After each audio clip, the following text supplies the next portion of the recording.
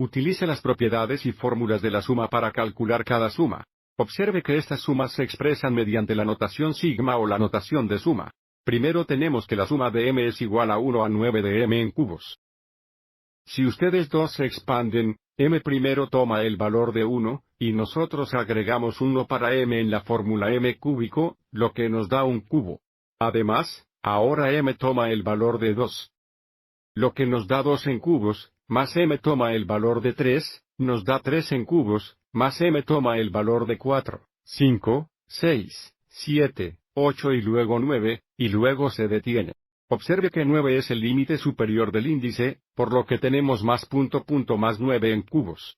Pero queremos usar una fórmula para determinar la suma. Así que, analizando la nariz de abajo, usamos esta tercera fila donde tenemos la suma de i igual a 1 a n de i en cubos. Observa que estamos usando esta fórmula, porque aquí tenemos i en cubos y nuestra fórmula es m en cubos. Observe la variable de el índice coincide con la variable de una fórmula. En la suma de i igual a 1 a n de i cúbico es igual a n al cuadrado, tiempo al cuadrado de n más 1, todo dividido por 4.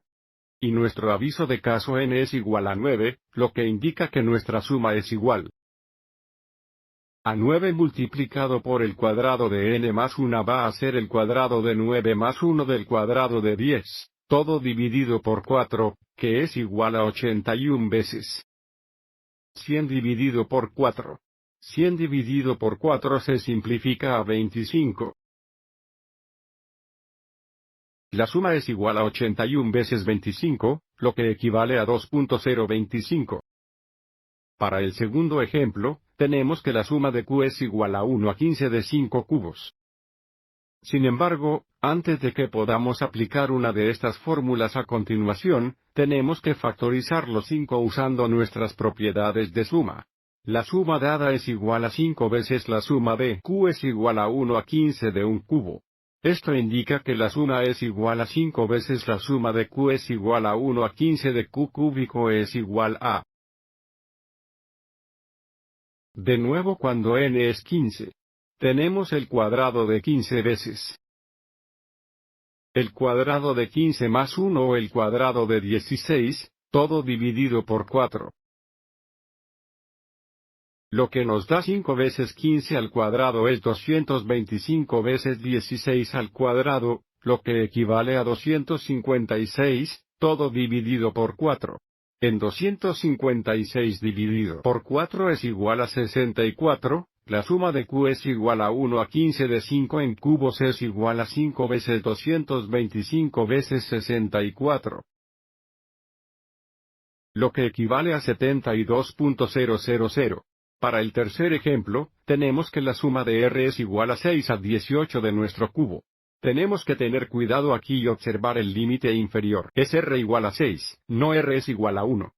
Por lo tanto, no podemos aplicar estas fórmulas de suma con la suma de esta forma, pero la suma de r es igual a 6 a 18 de nuestro cubo se puede expresar como una diferencia de dos sumas, ya que la suma de r es igual a 1 a 18 de nuestro cubo.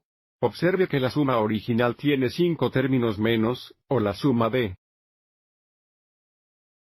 r es igual a 1 a 5 de nuestra cúbica, por lo que restamos la suma de r igual a 1 a 5 de nuestra cúbica.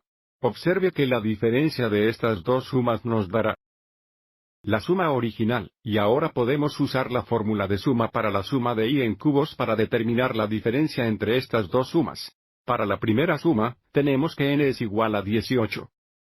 Y, por lo tanto, la suma es igual a 18 al cuadrado por 19 al cuadrado dividido por 4, y luego tenemos menos la suma de r igual a 1 a 5 de nuestro cubo es igual a 5 veces al cuadrado 6 al cuadrado dividido por 4.